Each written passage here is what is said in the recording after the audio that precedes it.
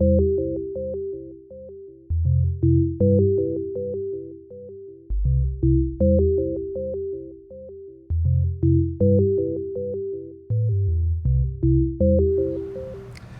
I'm Stan Stoniker, and we're in Bermuda at the Global Fund Forum for Hub Culture.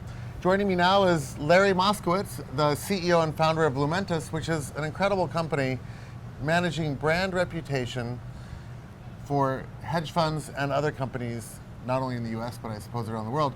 Tell us about Lumentus. Okay, four of us founded it in 2009 when the world had changed once again. In a bad way. Well, in a bad way and in a good way, and in simply an inevitable way. Technology had completely changed the notion of media. It had been going on in an evolutionary manner, but revolution occurred really with the way the internet completely interrupted the way people gathered, learned, and comprehended information. Print newspapers, broadcast television began to really, if you take a look at the charts, fall off. And this was the ascendancy, the ultimate ascendancy of Google becoming everybody's front door. Did you feel that was a kind of tipping point? So it's sort of like the tide went out, and when the tide went out, it really showed kind of where and how much the landscape had changed? It was one of many tipping points. It was the one that at least woke us up to the recognition that there had to be a new way of performing what used to be called public relations, what used to be called advertising, what used to be called brand or perception management. All of a sudden, that all turned on its head. And it wasn't all about brochures anymore, which ceased to be printed. It wasn't about anything that would appear on a video screen necessarily, certainly in television. It wasn't anything that would necessarily even appear in a newspaper per se. But it began to splinter. The old method of us ingesting information had changed to having so many different choices to go to. But then how did you guys respond to that change, and what did you create for Lumentus that makes you different? We brought together four partners skilled in what we refer to as PAOS. Paid, meaning advertising; earned, meaning traditional PR, although it may be played out obviously in the digital world; shared, which is new social media, and that typically in the financial community has always been a concern because that tended to mean Facebook and public exposure. But it also means LinkedIn, and it also means a host of other more professional social venues.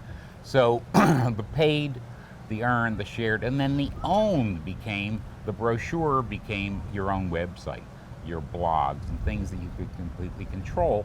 And I think it took a very long time for the financial industry, hedge funds in particular, who had often sought to go away from the light of public company structure, away from the scrutiny and public exposure of being with a big bulge bracket bank or some other very visible entity, and they thought they could quietly handle what they did best, which was manage money in private. Well, there are no such things anymore. Right, so the world's changed. And we're at this Global Fund Forum, and the focus here is hedge funds. Hedge funds are evolving to become more public. The rules are changing about how they can talk about themselves. Can you summarize really quick, what are the changes in the rules, and what are the top tips you would give a hedge fund about how they should be adapting to this new world? I think it's fairly easy to take a look at the legal restrictions that came off law firms about 15 years ago. So certainly no one's going to be out touting a stock or some kind of an investment strategy. Nobody's necessarily going to be touting in an inappropriate way their performance versus somebody else. To me, it's the oldest. It's taking pages from the oldest books in the world. So it would be any maker. Let's go back to the times of making pots and out of clay and putting them in front of a storefront or a little hut. People need to see it, and they need to see your wares. So to me, watching how law firms began to slowly do that by raising the quality and prominence of their websites, by ensuring that they had Wikipedia pages, by ensuring that they had current blogs that talked about them, but also personalizing their entities. People want to know about people. I've always found it interesting that having run a publicly traded company, people would look, certainly at an S1 or an annual report, they'd look, what does this company do? They'd look at the numbers very briefly, and then they'd look at the people. And I think this has been going on probably since time immemorial and happens today. So a lot of hedge funds are ruled by personalities. Yes. How does that fit into this? It fits in that what is that personality? Is that personality showing itself? What are the good works? What are the charitable contributions? Does it have a foundation? Does it have a standard? Look at the success of companies like Starbucks and Whole Foods. Well, we happen to know those people. They have foundations. They have community involvement.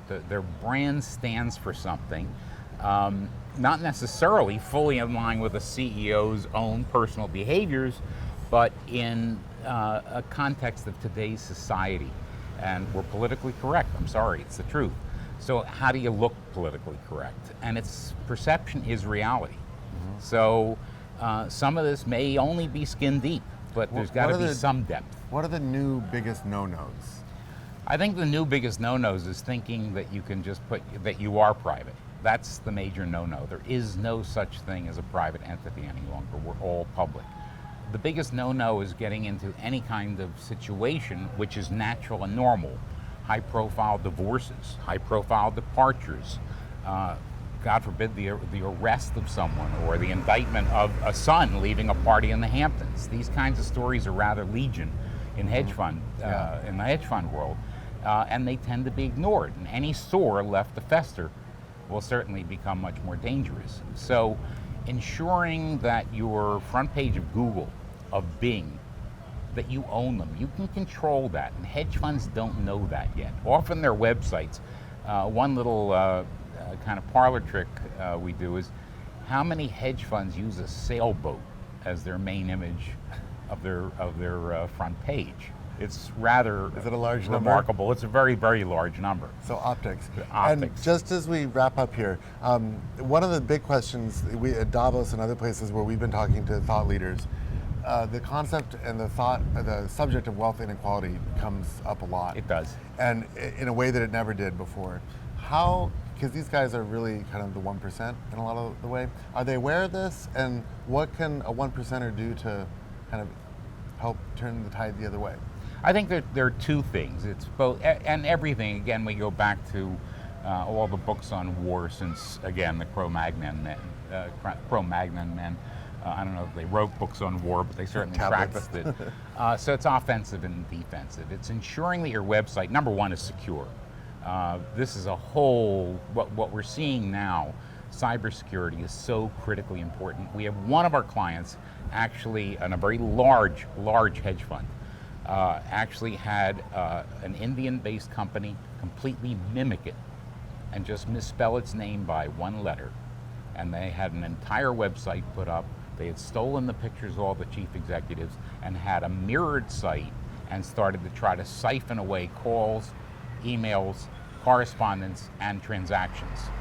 Cybersecurity is so critical. We don't do that piece of it, but we certainly have to be playing a role, because unless you have a backup site ready to go, unless you have strong blogs and strong other website properties that you can control, what's going to happen if that inevitable cyber theft or cyber attack occurs? Right. So it's rather frightening what we're seeing out there now, and I think we have other speakers that'll be evident at this presentation who will talk to that specifically, but look at the federal government, look at the Army. So what do you do in advance to help build your, what we refer to as a digital fortress? Mm-hmm. And then how do you manage that digital fortress moving forward? So getting back to the question about the personalities, it's very important that that 1% not be defined by the attackers, the opponents, but be defined by you. So what foundation do you have already, or can you support? Or what can you support? You probably do a lot, and how involved can you become?